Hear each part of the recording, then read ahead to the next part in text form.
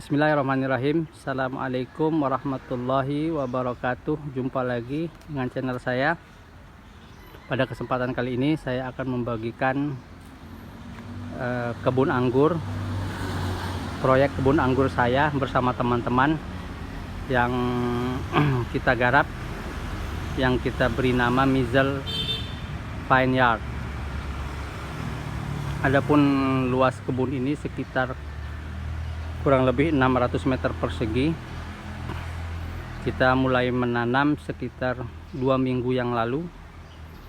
Adapun kita menanam langsung menggunakan rootstock Isabella, bukan bibit anggur impor, tapi kita fokus menanam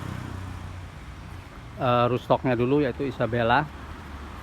Nanti kalau sudah perkembangannya bagus dan cukup untuk kita sambung, maka akan kita sambung dengan anggur varian impor berbagai jenis, yang khususnya anggur-anggur jenis yang genja. Adapun kita tidak mengolah media tanam secara khusus, kita tanam langsung tanpa campuran apa-apa di tanah di lokasi kebun. Nah, setelah itu baru kita beri di atasnya bahan-bahan organik seperti eceng gondok yang telah kita cincang kecil-kecil, dan bonggol pisang dan batang-batang pisang seperti ini.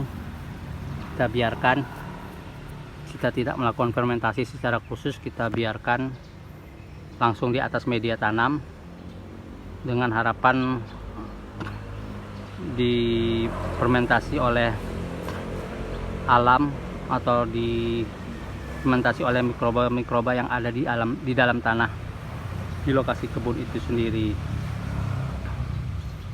Nah, setelah itu rencananya baru kita akan beri media tanam di atasnya seperti yang telah kita fermentasi ini, berupa sekam mentah ditambah sedikit kohi kambing. Nanti akan kita taburkan di atas sekitaran media tanam, dan perkembangannya lumayan bagus. Pohon tidak stuck. Setelah 2 minggu kita tanam sudah banyak perkembangan. Ini jaraknya waktu kita tanam, daun yang sudah tua batasnya ketika kita tanam sekarang sudah ada sekitar 3 daun yang sudah tumbuh dan sudah mengeluarkan sulur. Alhamdulillah, kalau dilihat perkembangannya tidak ada hambatan, walaupun media tanamnya seadanya. Nanti kita akan buatkan juga pupuk organik cair, baik itu dengan metode jadam dan metode fermentasi lainnya.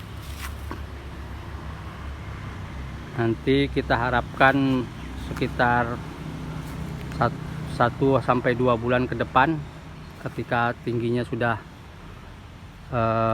hampir mencapai ajir, nanti akan kita lakukan penyambungan dengan pohon dengan varian anggur berbagai jenis varian, khususnya yang genjah atau yang cepat berbuah dan lebih tahan terhadap serangan jamur.